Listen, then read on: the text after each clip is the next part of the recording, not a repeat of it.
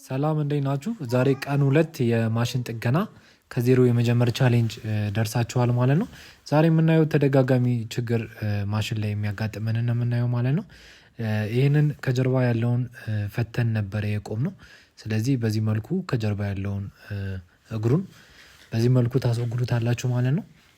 ይሄ እንግዲህ ሁለት ሞተሮችን ይዟል ማለት ነው። አንደኛው የማድረቂያው ነው፣ አንደኛው ደግሞ የማጠቢያው ነው ማለት ነው። ስለዚህ ብዙ ጊዜ የሚበላሸው እንግዲህ ይሄ ሞተር ነው። ወይ የማጠቢያው ይበላሻል ወይ የማድረቂያው ይበላሻል ማለት ነው። የሚበላሽባቸው ምክንያቶች አንዱ ደግሞ እርጥበት ካለ ማለትም ከላይ የሚወርድ እርጥበት ካለ እንዲሁም ደግሞ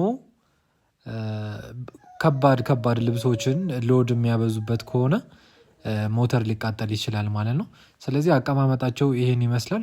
ሶስት የቡለን ማስገቢያ ያላቸው እንዲሁም ደግሞ የዚህኛው የማድረቂያዋን ሳህን የሚሸከምበት ብረት አለ ማለት ነው። ቀጥታ የማድረቂያ ሳህን ብረት እዚህ ውስጥ ነው የሚገባው ማለት ነው። ከዛ ታይመሩን በምንለኩስበት ጊዜ ሞተሩ ሲሽከረከር ማድረቂያው ሳህን አብሮ ይሽከረከራል ማለት ነው። የማድረቂያ ሞተር ሁሌም ቢሆን የሚሽከረከረው በአንድ ሳይድ ነው፣ በአንድ አቅጣጫ ብቻ ነው የሚሽከረከረው።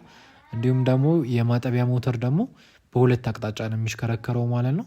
ያ የሚሆነው በታይመር አማካኝነት ነው። እሱ ደግሞ ችንጋ የሚገባበት የምታዩት ከላይ አይነት ብረት አለው ማለት ነው። ችንጋው ከጊርቦክሱ የሚገናኝበት ማለት ነው። ሌላው እንግዲህ ሞተር የማድረቂያውም የማጠቢያውም ማለት ነው ባለ ሶስት ገመድ አላቸው ማለት ነው። ሁለቱ ገመድ ቀጥታ ከካፓሲተር ጋር የሚገናኝ ነው። አንዱ ገመድ ደግሞ ኒውትራል ነው ማለት ነው። ከዋና መስመር የሚመጣው የሚገናኝበት ነው። ሁለቱ ደግሞ ከካፓሲተር የሚገናኙ ናቸው ማለት ነው። ስለዚህ እነዚህ ሞተሮች የተበላሹ ስለሆኑ በሌላ ሞተር ቀይረን ቼክ እናደርጋቸዋለን ማለት ነው። አቀያየሩን እዚህ ጋር ታያላችሁ ማለት ነው።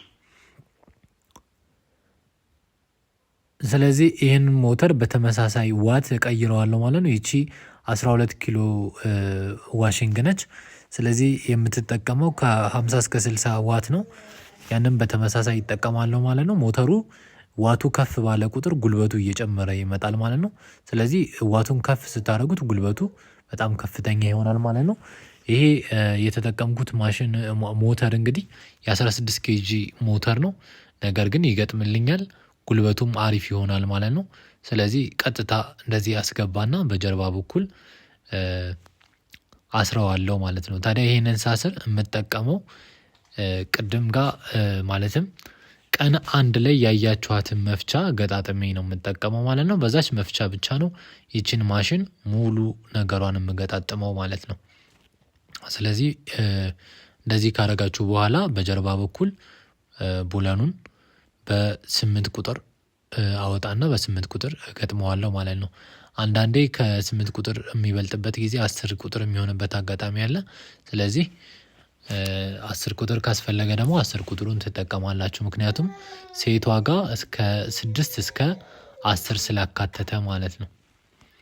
ስለዚህ አሁን በምታዩት መልኩ ቀን 1 ላይ እንዳሳየዋችሁ መፍቻዋን ገጣጥምና ሞተሩን ማሰር ጀምራለሁ ማለት ነው። ለዚህ ቻናል አዲስ ከሆናችሁ ጥገናን ከዜሮ የመጀመር ቻሌንጅ የዛሬ ቀን 2 ነው። እንዲሁም ደግሞ ቴሌቪዥን መሰልጠን ከፈለጋችሁ ደግሞ በ30 ቀን ውስጥ ፐርፌክት የምትሆኑበት የጥገና ስልጠና ቻሌንጅ ጀምረን ኦልሞስት ወደ 18ኛ ቀን ደርሰናል ማለት ነው። ከመጀመሪያው ጀምሮ አይታችሁ ጎበዝ ቴክኒሽያን መሆን ትችላላችሁ፣ ወደ ሙያው መቀላቀል ትችላላችሁ ማለት ነው። ሙያው በጣም አትራፊ የምትሆኑበት ስራ ነው። ምክንያቱም እዚህ ጋር የምታወጡት ወጪ ጥቂት ነው፣ ግን የምታገኙት ገንዘብ በጣም ብዙ ነው ማለት ነው። ስለዚህ ለሙያችሁ የምትከፈሉበት ስራ ስለሆነ የትም ሄዳችሁ ልትሰሩበትና ልትለወጡበት የምትችሉት አይነት ሙያ ነው። የማሽን ጥገናም የቲቪ ጥገና ማለት ነው። ይህንን የማሽን ጥገና ከጨረስን በኋላ ደግሞ ወደ ፍሪጅ ጥገና ከዜሮ የመጀመር ቻሌንጅ ጀምርላችኋለሁ ማለት ነው። ስለዚህ ኮሜንት ላይ ማበረታቻ ኮሜንቶቻችሁን እፈልጋለሁ። እንዲሁም ደግሞ ጥያቄ ካላችሁ ጥያቄ መጠየቅ ትችላላችሁ ማለት ነው። አሁን ወደ ጥገናው እንገባለን። ስለዚህ በዚህ መልኩ የማጠቢያ ሞተሩን ገጥሜዋለሁ። ቀጣይ ደግሞ የማድረቂያ ሞተሩን ገጥማለሁ ማለት ነው። እንግዲህ ማድረቂያ ሞተር በሚሽከረከርበት ጊዜ በጣም በከፍተኛ ስፒድ ስለሆነ የሚሽከረከረው ያንን ስፒድ የሚቆጣጠርበት የግድ ስፕሪንግ ያስፈልገዋል ማለት ነው። ያ ስፕሪንግ ቦሎጆ ወይም ደግሞ ሾክ አብዞርቨር ይባላል ማለት ነው። ስለዚህ ይሄ የምታዩት እንግዲህ ልክ እንደ አሞርዝራተር እንደ መኪና አሞርዝራተር ነው የሚያገለግለው ማለት ነው። ሞተሩ በሚንገጫገጭበትና በጣም በከፍተኛ ስፒድ በሚዞርበት ጊዜ ይሄ ስፕሪንግ እንዳይጎዳ ያደርገዋል ማለት ነው። እንዳይጎዳ ያደርግልናል ማለት ነው።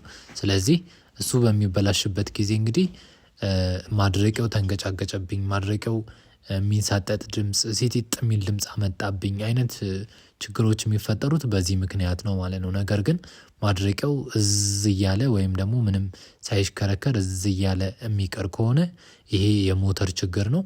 ልክ እኔ አሁን ባደረኩት መንገድ ሞተሩን ትቀይራላችሁ ማለት ነው። ባደረኩት መንገድ ሞተሩን ትቀይራላችሁ ማለት ነው። አንዳንድ ማሽኖች ላይ ባለ አራት እግር ሞተር ልታገኙ ትችላላችሁ። ግን አብዛኞቹ ባለ 3 እግር ሞተሮች ናቸው ማለት ነው። ስለዚህ ባለ 3 እግር ሞተር ከሆነ ቀጥታ እኔ በማደርገው መንገድ ቀጥታ መግጠም ትችላላችሁ ማለት ነው። ሌላኛው ማሽን ላይ የምናገኘው እንግዲህ ካፓሲተር ነው። ይሄ ነን ፖላራይዝ ካፓሲተር ነው። በፈለጋችሁት አቅጣጫ ቢቀያየርም ችግር የለውም። ነገር ግን ይሄ ካፓሲተር አንድ ካፓሲተር ሆኖ ግን 4 ወጪ ነው ያለው ማለት ነው። ያ ማለት ለማጠቢያው የብቻ 2 ገመድ አለው፣ ለማድረቂያው የብቻ 2 ገመድ አለው ማለት ነው። ስለዚህ ሁለቱን ቀጥታ ከ3ቱ ገመድ ውስጥ ቢጫውንና ሰማያዊውን ቀጥታ ከካፓሲተሩ ጋር እቀጥለዋለሁ። አንደኛዋን ደግሞ ቀጥታ ከዋናው ፓወር ጋር እቀጥላታለሁ። ከዋናው ፓወር የቀረችዋን አንዷን ገመድ ደግሞ ከካፓሲተሩ አንደኛው እግር ጋር እቀጥለዋለሁ ማለት ነው። ከዛ ሶኬት በምሰካበት ጊዜ እንግዲህ እንደምታዩት ተሽከርክሮልኛል። ነገር ግን ከጨረስኩ በኋላ ካፓሲተር ስትነቅሉ ቀጥታ በእጃችሁ መንካት የለባችሁም።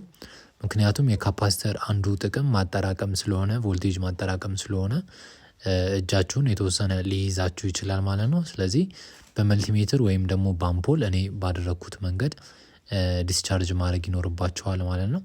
ያን ዲስቻርጅ የምታደርጉ ኦሆም ላይ ታደረጉና በመልቲሜትር ዲስቻርጅ ወይም ደግሞ አምፖል ስታነካኩት ፓወሩን ወደ አምፖሉ ይበትነውና 0 ይሆንልናል ማለት ነው። በዛ መልኩ ዲስቻርጅ ማድረግ ትችላላችሁ። ቀጣይ ቀን 3 እንግዲህ በሌላ ርዕስ እንገናኛለን። ይመቻችሁ።